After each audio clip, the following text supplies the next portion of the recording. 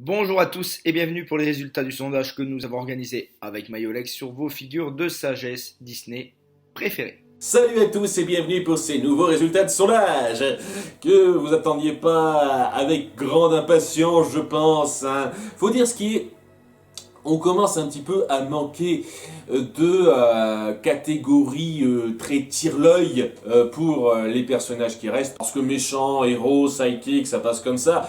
Mais il y a d'autres catégories de personnages qui sont un petit peu plus difficiles à déterminer. Et puis créer des grosses cases pour pouvoir inclure tous les personnages un peu marquants des films Disney, c'est pas la chose la plus facile à faire. Voilà, et donc vers la fin, on est un petit peu obligé de tomber sur des catégories qui sont pas aussi glamour, entre guillemets, que celles qu'on pouvait imaginer au début. Cela étant, c'est l'avant-dernière catégorie de personnages que vous aurez. La prochaine, la dernière, avant le grand sondage global, sera un petit peu une catégorie échappatoire pour mettre tout le reste. À peu près. Mais bon, hein, on verra ça quand ça viendra. Quoi qu'il en soit, merci à tous ceux qui ont participé, même si vous étiez un petit peu moins nombreux. C'est toujours sympathique d'avoir plus de 200 personnes qui ont voté, 212 plus précisément. Et j'ai pas grand chose de plus à dire. Bien, alors je vais vous donner mon top 10. À la 10e place, Zazu. À la 9e place, La Fée Bleue. 8e place, alors à égalité, parce que j'ai eu du mal à la dissocier, mon Roger et Anita. À la 7e place, la Capitaine Amélia. À la 6e place, la Marraine. 5e place, Darling et Jim Sherry. À la 4e place, Auguste Gusto. À la 3e place, Jamie Philoctète. À la 2e place, l'empereur de Mulan. Enfin, la première place, Rafiki. Alors, je ne fais pas d'originalité, même si pour vous, ce n'est pas le premier. Vu que c'est une liste moyennement fournie, on va faire comme les personnages d'amoureux et amoureuses Disney. On va juste compter les 5 premiers dans la liste globale pour le sondage final de personnages. En attendant, je vous parle des 15 bons derniers, en commençant par les grands méchants de Planes et Planes 2. Quelle surprise! Bon, c'est pas étonnant une seconde que quasiment à chaque fois qu'on parle de ces films-là, ces personnages arrivent en dernier. Ce sont des films qui n'ont pas été vus. Et les rares personnes qui les ont vus n'ont pas eu de grande considération pour ces films. Cela étant, j'irai pas dire que c'est les pires personnages en termes de qualité pure. Il y a des personnages que je trouve pires que ça, que les personnages de Planes et Planes 2. D'ailleurs, je trouve que Finn McMissile, qui est pas loin après, est loin d'être aussi mauvais que cette liste le place. Je trouve qu'il est meilleur que certains autres que vous avez mis devant, personnellement. Mais ouais, faut avouer que répéter ce genre de personnage de mentor, ça commence à faire un petit peu redondant et un peu chiant. C'est pour ça que ça commençait à me saouler des Plains, ça, de voir ça. Ensuite, nous avons Inoko des Frères des Ours 2. C'est une sous-Mama Audi, j'ai envie de dire presque. Et c'est peut-être pour ça que je la préfère légèrement à Mama Audi. C'est parce que, ouais, on la montre moins. Mais ouais, elle est saoulante, hein. Je l'apprécie pas plus que ça. Son côté féministe forcé n'apporte absolument rien. Et ouais, c'est juste la vieille folle qui fait la vieille folle pour rien. Et je pense qu'à peu de choses près, on aurait pu faire ça sans elle. En fait, techniquement, on aurait pu garder la même vieille sage qu'il y avait dans le premier film. C'est pas un personnage marquant et... Voilà, hein, je comprends aisément ses places. Ensuite, nous avons le roi Jacques et la reine Anne. Et je suis pas content de les voir si mal placés.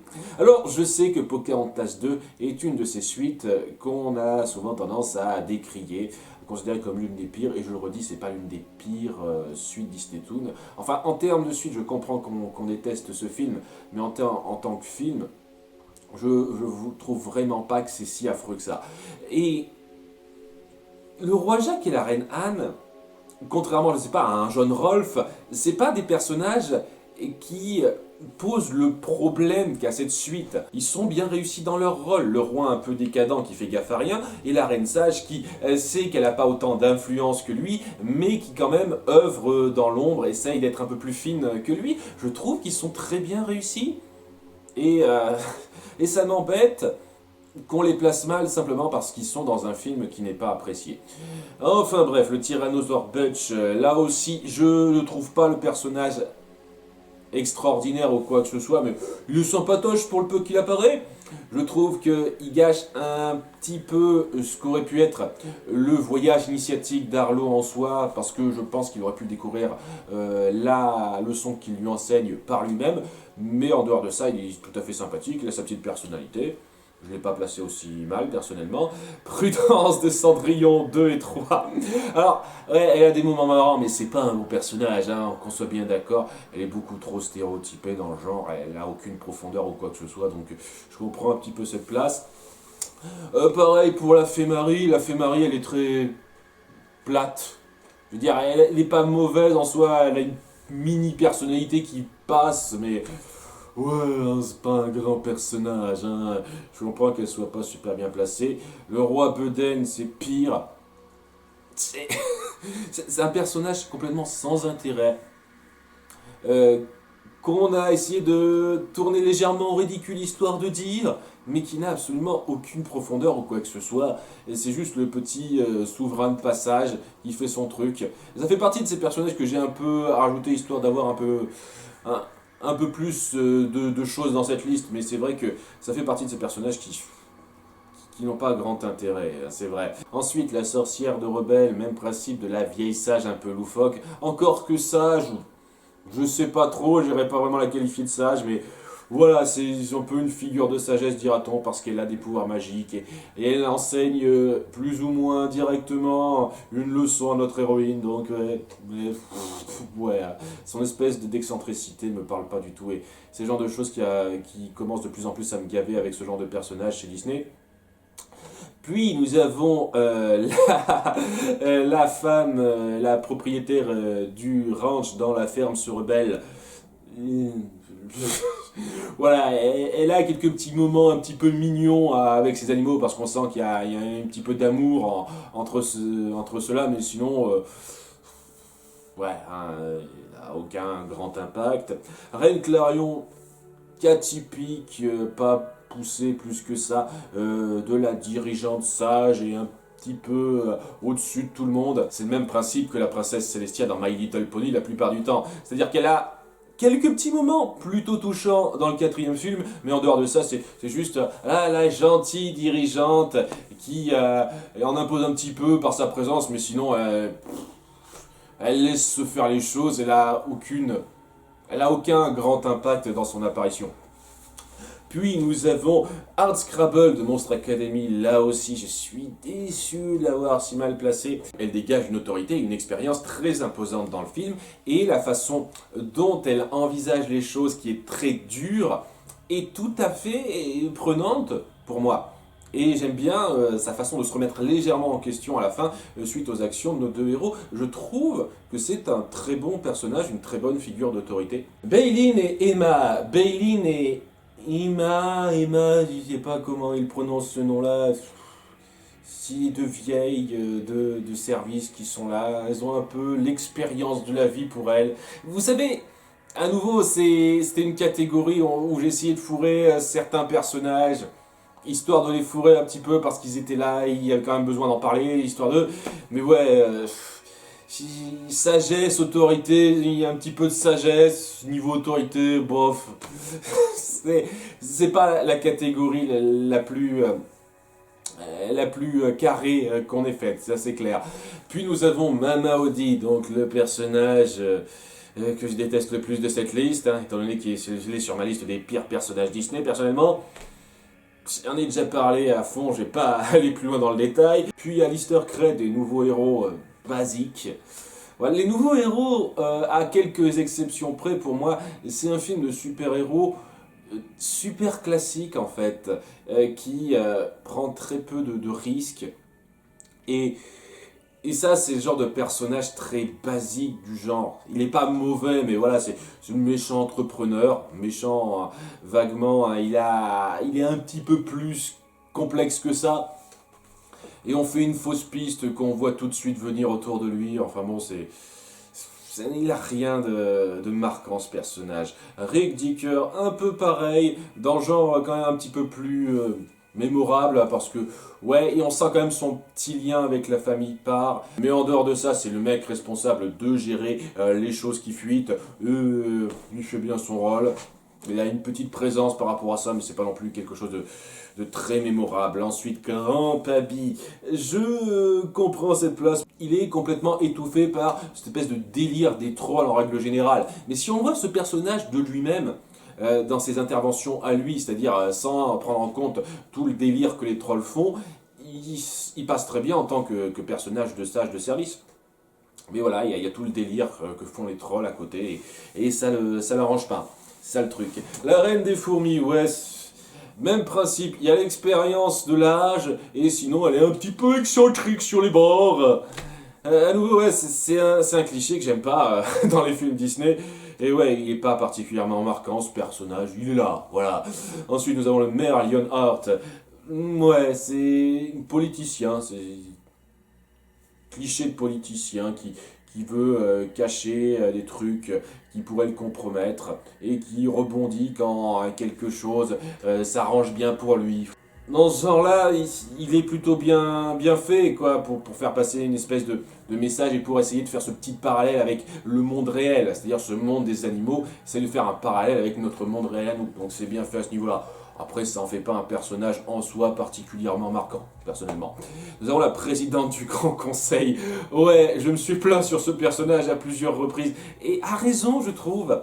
Parce que le problème avec ça, c'est qu'on essaye vraiment de la faire passer comme cette espèce de grand Manitou qui s'y connaît mieux que les autres, qui est un petit peu au-dessus du tout commun, puisque elle est le chef de tout. Mais punaise, qu'est-ce qu'elle est conne, pas patiente et, et elle ne sert à rien. C'est peut-être ça la blague, j'en sais rien, mais ça en fait clairement pas un personnage très marquant. Le chef Bogo, alors là, ouais, j'ai plus de ressenti contre le chef Bogo que contre le maire Lionheart.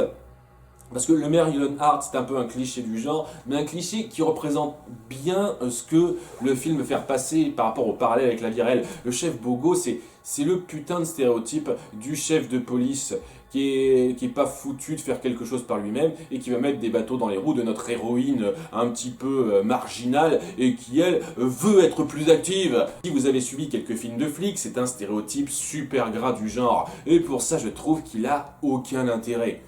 Autant le maire Lionheart, il y a un petit intérêt à son apport dans l'histoire, là c'est vraiment pour forcer les choses, ce personnage. Donc j'aime pas particulièrement le fait que, genre, on le montre apprendre sa leçon hors champ rapidement. Ouais, c'était moyen, pas génial comme personnage. Reine Moustoria, une parodie version souris de la reine Victoria, j'imagine. Elle joue son petit rôle le temps qu'elle apparaît, mais elle n'est pas très marquante ou quoi que ce soit.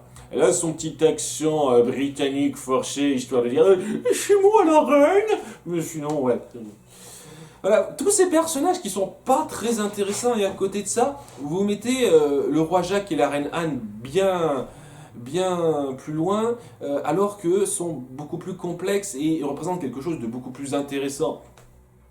Voilà, je dis ça comme ça, c'est pas des mauvais personnages, la plupart de ceux que j'ai cités, mais c'est pas des personnages très poussés ou très profonds, ça c'est clair.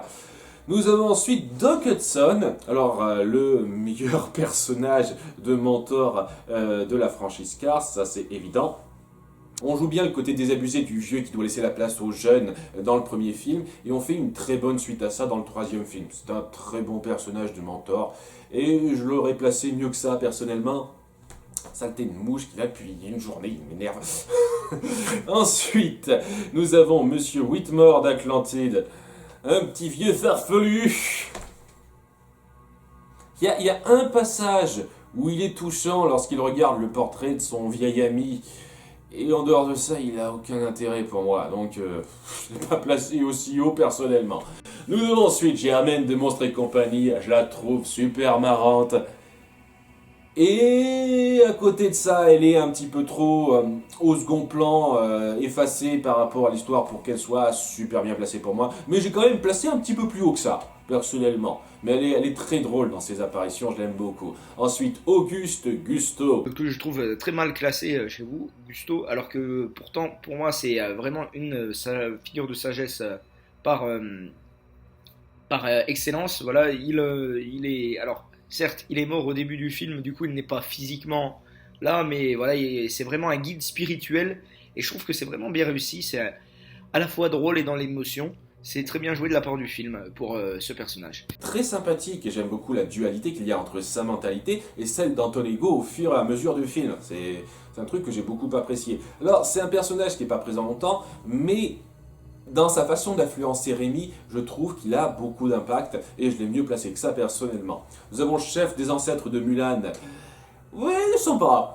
Mais il va pas plus loin que ça. C'est une figure d'autorité qui se laisse berner un peu facilement, qui s'énerve un petit peu des conneries de Mouchou, à raison j'ai envie de dire. Il a quelques petits moments un petit peu drôles, histoire d'eux, mais ouais, hein, c'est clairement pas un personnage de Mulan que je considère grandement réussi personnellement. Nous avons ensuite Nanaka de Frères des Ours, une nouvelle vieille sage un peu excentrique. Et encore, j'insiste sur lui un peu. Là, ils sont vraiment calmés à ce niveau-là. Ils ont rendu beaucoup plus contenu à ce niveau-là. Et c'est ce qui fait que je l'arrive à l'apprécier un petit peu dans le genre-là. Et ouais, ça aurait été tout à fait logique de la reprendre pour Frères des Ours 2. Lorsque Nita a besoin de conseils, ça aurait été mieux que cette espèce de taré stupide. Mais j'aime bien son rôle dans Frères des Ours. Elle n'est pas non plus super transcendante, mais lorsqu'elle apparaît, on sent quand même cette expérience et cette sagesse qu'elle transmet. Donc ça va. Ensuite, nous avons le colonel Hattie du livre de la jungle. Pas marqué du tout ce personnage. J'aime bien beaucoup de personnages qui illustrent la diversité de la jungle, du livre de la jungle. Et je vais pas dire qu'il n'apporte rien du tout, il permet d'afficher une certaine diversité. Ça aide d'avoir ces personnages d'éléphants en plus, mais ouais, dès lors qu'on se centre sur eux, c'est de l'humour pas drôle pour moi. Et ouais, c'est le chef autoritaire, un petit peu chef d'armée, il le joue bien. Mais en tant que personnage, ça vole vraiment pas haut pour moi. Voilà, ça fait beaucoup de personnages qui sont passables dans cette liste, faut avouer, hein, pour ma part. Donc ça aide pas trop la liste. Ensuite, nous avons Adélaïde des Aristochats, une vieille tarée que j'apprécie pas particulièrement. En dehors de sa petite affection pour les chats qui peut être un petit peu mignonne à 2-3 moments, le reste du temps, c'est une vieille tarée sans intérêt. Hein. Monsieur Hibou de Bambi, il a quelques bons moments et quelques moments un petit peu moyens, mais globalement c'est un petit peu la figure de la personne qui a vu des choses, qui connaît un peu tout sur tout, qui chapeaute pas mal de choses dans son coin. Qui passe tout à fait correctement. Et je tiens à parler tout de suite 2-3 places plus loin, Big Mama de Roxy Rookie. Pour moi, c'est juste Monsieur Hibou version femme. Ça n'a pas grand intérêt pour moi et je comprends vraiment pas pourquoi ce personnage est mieux placé que Monsieur Hibou alors qu'il est sorti après et que c'est juste une repompe évidente. Mais bon, comme vous voulez, hein. J'ai le sentiment qu'il y a vraiment un noyau de fans pour Roxy Rookie. Ça fait un moment que j'ai plus vu ce film et il m'a pas marqué autant que la plupart des gens qui en parlent. Cobra Bubbles, j'aime beaucoup ce personnage, malgré le fait que son rôle soit un petit peu forcé. Comme par hasard, c'est lui le type des services sociaux qui se charge de Nani et Lilo, et comme par hasard, c'est lui qui a déjà eu un contact avec les extraterrestres avant.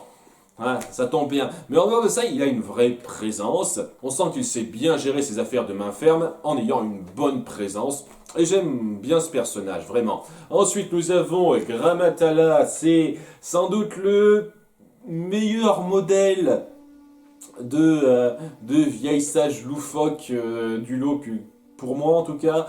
Celui que j'arrive le plus à supporter parce elle arrive à avoir des bons moments d'émotion. Alors que c'est pas Grand-mère Feuillage qui est plus loin placé, Enfin bon, ça j'en parle dans pas longtemps. Numéro 20, Darling et Jim Sherry. Pourquoi alors que ce sont des personnages qui sont assez basiques? Je trouve qu'il y a une véritable performance, c'est de ne pas les montrer. Et pourtant, on a l'impression voilà, qu'ils ont une telle présence, on a comme l'impression de les voir dans le film. c'est assez bizarre comme sensation et je trouve ça vraiment réussi. Alors en tant que personnage, hein, c'est pas des personnages exceptionnels, mais on a l'impression d'avoir des personnages physiquement là, alors qu'ils ne le sont pas. Et je trouve, voilà, c'est une performance à saluer. Alors, le côté stylisé autour de leur présence est très cool et c'est ce qui fait que je les apprécie assez. Mais après, c'est pas des personnages super développés en soi. Ils sont juste là, ils sont présents. Donc, c'est pour ça que. Ouais, je ne sais pas placer tout à fait aussi bien personnellement. Même si je les apprécie un petit peu. La chenille de Cendrillon, ah non, excusez-moi, d'Alice au Pays des Merveilles. Vous m'excuserez pour cette petite erreur, hein. Ça nous arrive de faire quelques petites coquilles quand on écrit quelque chose, bien entendu, c'est la chenille d'Alice au Pays des Merveilles. Il n'y a pas de chenille dans Cendrillon. À ma connaissance, ou alors ils apparaissent super rapidement, histoire d'eux, et c'est pas vraiment un personnage de sagesse ou d'autorité. Donc, ouais, la chenille d'Alice au Pays des Merveilles est très marquante dans le peu de temps qu'elle apparaît. Après, voilà, c'est le problème, elle apparaît pas trop pour être grandement marquante, grandement impactante. C'est pour ça que je ne l'ai pas placé aussi haut que ça, mais j'aime beaucoup sa scène. Ensuite, nous avons Tadashi Hamada, des nouveaux héros. Alors, ça, c'est un personnage, j'ai hésité. Alors, est-ce que je le compte comme figure parentale ou comme figure d'autorité? Parce que oui, c'est une figure d'autorité pour son petit frère, mais c'est un petit peu une figure parentale aussi. Seulement, ils ont déjà techniquement une figure parentale. Vous voyez, c'est un petit peu le problème. Et c'est pareil avec Sitka qui est pas loin au passage. J'ai un peu hésité à les considérer comme figure parentale ou figure d'autorité. Mais au final, je me dis, ah, figure d'autorité, merde. Donc, ouais, Tadashi est très sympathique, très marquant dans son apparition qui à nouveau est un petit peu courte. Mais on sent dans son lien avec son frère qui est très touchante à plusieurs moments. Je l'ai placé à peu près dans ces eaux-là. Nous avons ensuite Anton-Ego, que j'adore, j'en ai déjà parlé à fond dans ma liste des 100 meilleurs personnages Disney. Je trouve que c'est une très bonne représentation du critique en règle générale. Et sa présence, l'autorité dont il fait œuvre en tant que critique est assez palpable. J'aime beaucoup ce personnage. Donc Sitka après... Voilà, il est très sympathique, c'est le grand frère qui gère un petit peu les conflits entre ces deux petits frères qui ont besoin d'avoir plus de maturité, ils ont encore besoin de mûrir un peu plus, et malheureusement il ne va pas en avoir l'occasion avec les choses qui vont se produire. Et dans ce genre-là, c'est une très bonne figure d'autorité à ce niveau-là. Et j'ai beaucoup aimé, je l'ai placé un tout petit peu plus haut que ça personnellement. Ensuite, nous avons Anita et quelques places plus loin, Roger. Je trouve qu'ils se complètent bien, c'est un bon couple qui représente les parents humains des chiots. Et voilà, bah, pour le rôle qu'ils ont à jouer, je les trouve pas mal. Mais j'arriverai pas à les dégager l'un de l'autre, tant je les vois comme un couple complémentaire. Je les compte à part parce qu'ils ont quand même chacun leur personnalité propre, bien distincte. Mais c'est vrai que oui, ils fonctionnent beaucoup en couple, c'est exact. Faut savoir, oui, que les personnages de maîtres d'animaux, c'était très difficile à classer. Pour moi, je peux difficilement qualifier ça de figure parentale. Je suis désolé, hein.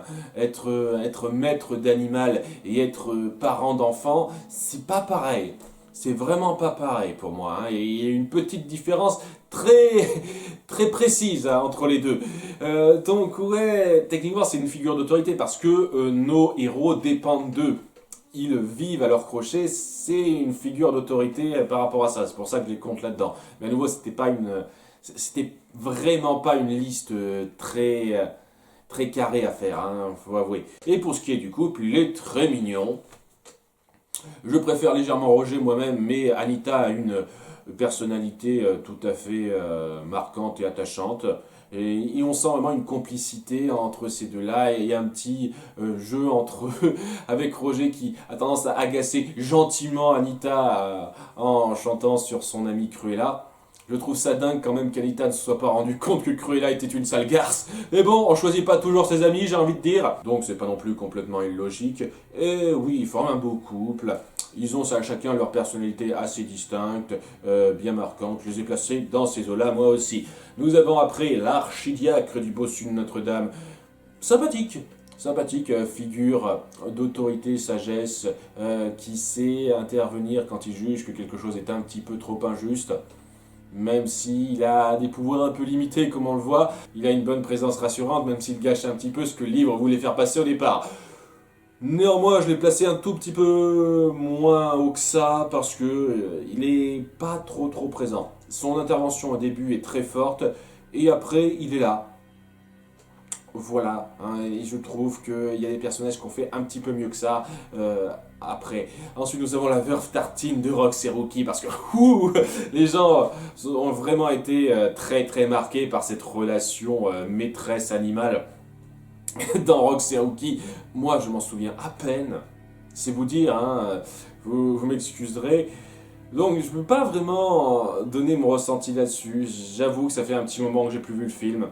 Je me souviens surtout de la scène que j'ai pas aimée et de quelques moments forts de rapprochement entre Rox et Rookie et la tragédie de leur séparation une fois qu'ils sont adultes. C'était cool ça, mais le scène avec la veuve Tartine, ça m'a pas marqué plus que ça. Puis Grand-mère Feuillage, j'étais déjà pas fan, j'en ai déjà parlé. Ouais, c'est cool d'avoir quelques bons dictons de sagesse pour aiguiller Pocahontas, mais en dehors de ça, je trouve qu'elle apporte pas grand chose. On aurait pu raconter l'histoire sans elle, vraiment, hein. Ça aurait pas été compliqué de réécrire un petit peu les choses pour que l'histoire se déroule exactement de la même façon sans qu'elle soit là. Vraiment. Donc, je sais que vous vouliez appuyer qu'il y a une magie de la nature présente. Mais c'était pas nécessaire de le faire avec Grand-mère Feuillage, personnellement. On passe donc à la première partie de notre top 10. Je rappelle qu'on va garder seulement les 5 premiers pour le grand sondage final. Et un peu pour mon déplaisir, je vous le cache pas. Mais je vais décider ça avant d'avoir les résultats de cette liste. Et je vais pas me rétracter simplement parce que ça m'embête un petit peu pour quelques personnages. Mais oui, il y a quelques personnages autour des places 6 à 10 que j'aurais sincèrement voulu voir dans le grand sondage final. Et qui seront pris par des personnages que j'aurais pas particulièrement voulu voir dans le grand sondage final, comme on le verra. Néanmoins, c'est parti, numéro 10, Fée Bleue. Un personnage assez basique, tout de même que je trouve plutôt efficace pour ses rares apparitions. Elle permet le développement de l'histoire. Peut-être le développement un peu trop rapide à mon goût, mais bon, ça reste un très bon personnage. Vous savez, c'est un peu comme la reine Clarion, c'est-à-dire cette grande figure sage qui apparaît, qui a tendance à savoir un petit peu tout, mais en dehors de ça, elle n'a pas une personnalité super marquante. Elle a cet aspect un petit peu chaleureux et divin, hein, dira-t-on, qui lui donne une certaine présence. Mais j'irai pas jusqu'à dire que c'est un des plus grands personnages Disney pour moi. Ensuite, nous avons Edna Mode, le seul personnage de Pixar que vous avez mis dans cette liste, alors qu'il existe des tas de personnages d'autorité chez Pixar qui valent vraiment le coup. Mais vous avez préféré une fois de plus les films Disney Animation Studios. Ça me surprend pas depuis le temps, j'ai envie de dire. Mais ouais, j'adore ce personnage. Elle a une présence, elle a un peps qui me plaît beaucoup. Et ça fait partie de ces personnages qui sont pas passés loin d'être dans mon top 100 des meilleurs personnages. Voilà, ensuite Frère Tuck, très sympathique le personnage. Je trouve qu'il s'en sort mieux que l'archidiacre à faire passer, vous savez, sa bonne parole, son côté j'aide les autres, sa bonhomie et à côté sa rage face à l'injustice. C'est quelque chose qui passe très bien dans le film Robin des Bois et c'est un des meilleurs personnages du film. Ensuite, nous avons le capitaine Amelia. J'ai pas un énorme souvenir de ce film, mais je me souviens que c'était le personnage qui m'avait le plus plu.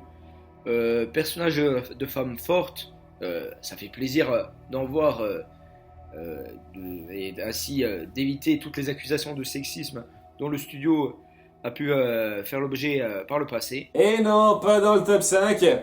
Et ouais, c'était un petit peu mon personnage numéro 1 de cette liste. Et ouais, on n'aura aucun personnage de la planète au trésor dans le sondage final. Dommage. Mais bon, ça me surprend pas. Ça me surprend pas qu'on préfère certains personnages à Capitaine Amelia. Par contre, je suis davantage déçu pour le numéro 6, Philoctète. C'est la bonne représentation du coach. Il représente un peu les coachs sportifs, voilà. C'est assez amusant. J'aime bien ce rôle à la fois dans le film et dans la série. Il est à la fois encourageant pour Hercule, mais je ne le qualifierais plus comme une figure d'autorité qu'une figure de sagesse, puisque voilà, on ne le voit pas vraiment, c'est pas quelqu'un d'irréprochable dans son caractère, hein, c'est un coureur de jupons incroyable, suffit de le voir dans la série aussi. Sérieusement, il est génial. Il arrive à mélanger le côté drôle et le côté un peu sage, expérimenté du personnage de façon très fluide et très bien amenée. Et je suis déçu qu'il soit pas dans le top 5. Vraiment. Avec les nombreux personnages d'Hercule qu'on a très bien placés, j'espérais vraiment que Philoctète batte certains des personnages qu'on verra dans ce top 5. Et, et ça m'embête un petit peu, voilà, parce que je m'attendais vraiment à ce que le capitaine Amelia soit pas dans le top 5. C'était un petit peu prévisible, j'ai envie de dire, parce que à nouveau, c'est pas un film qui a énormément marqué. Maintenant que j'en ai parlé à fond, bien, les personnes qui suivent commencent à connaître un petit peu mon attachement envers ces personnages, mais vraiment, c'est pas le film le plus regardé du monde. Par contre, Hercule, c'est un film qui a souvent été très bien placé dans les listes, et j'espérais vraiment que Philoctète soit dans le top 5. Et non. Cela dit, on va passer donc au top 5, en commençant par le numéro 5, la marraine fée. Très bon personnage de personne âgée, entre guillemets, et puis bon, avec l'âge vient la sagesse, donc vous remarquerez que souvent c'est des personnes âgées qui composent pour moi le top, et ben, apparemment pour vous aussi.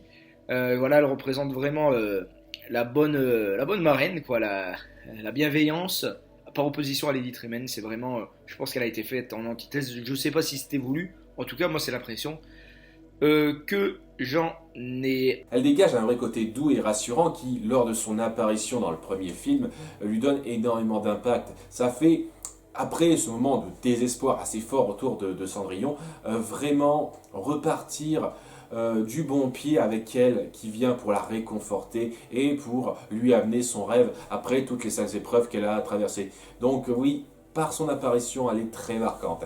Après, elle a juste une grande apparition glorifiée et plus rien d'autre après. Hein.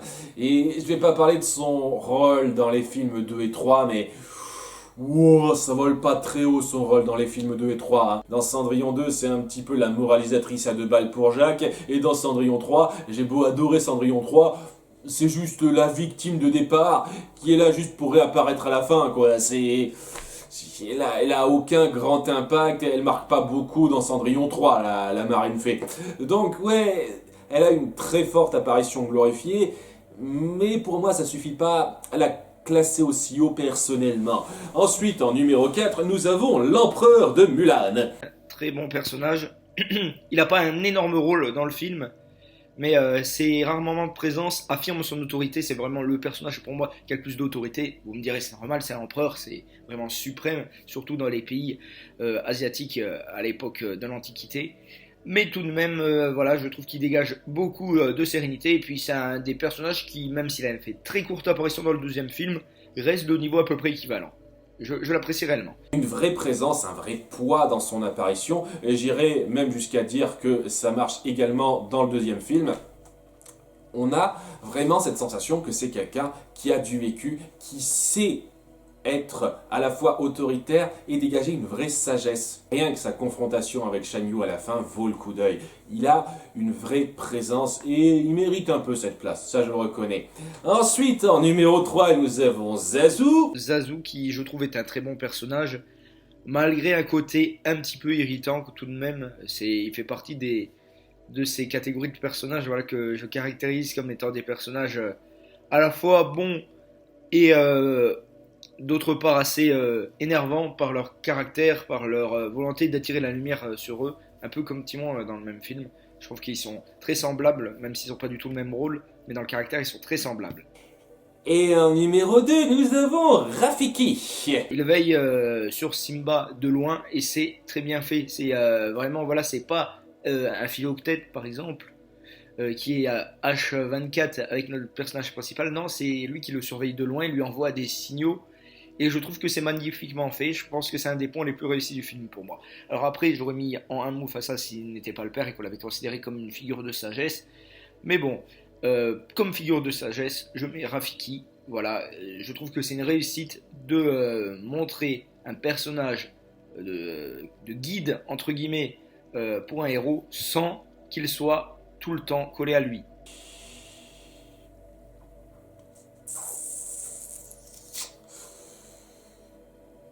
J'espérais vraiment qu'on n'en ait qu'un seul, personnellement. C'est le genre de choses, vous pouvez pas me dire, après avoir fait cette liste, que vous n'avez pas déjà un biais pour le Roi Lion en disant que tout est forcément meilleur dans le Roi Lion, parce que...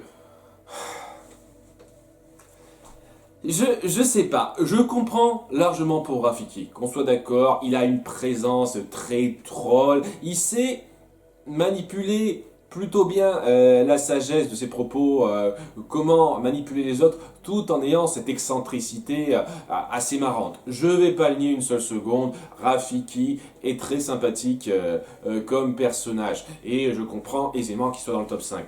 À côté de ça, on a Zazu, qui est très sympathique en tant que figure autoritaire dans la première moitié du film, mais à nouveau j'ai l'impression que les gens ne font plus gaffe aux problèmes de la seconde moitié du film et ne se rendent pas compte que c'est un putain de faire-valoir à ce moment-là, hein. Et j'ai même envie de dire qu'il devient un faire-valoir après le premier tiers du film. Donc voilà, le premier tiers du film il est bien, il est très sympathique, il y a une confrontation assez dynamique entre lui et Simba qui accepte pas très bien l'autorité, c'est cool. Et après... il est là histoire d'être là, on n'en a plus rien à foutre de Zazu, hein. Il est complètement relégué au second plan, c'est le petit sous-fifre qui est là, histoire de dire « Ah, vous savez, ce personnage, il n'a pas disparu. » Mais sinon...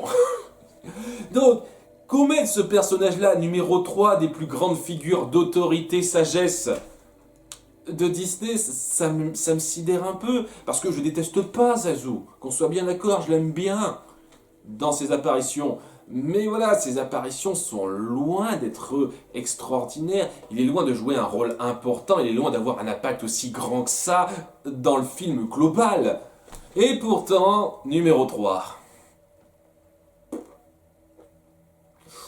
Mérite pas du tout cet honneur pour moi.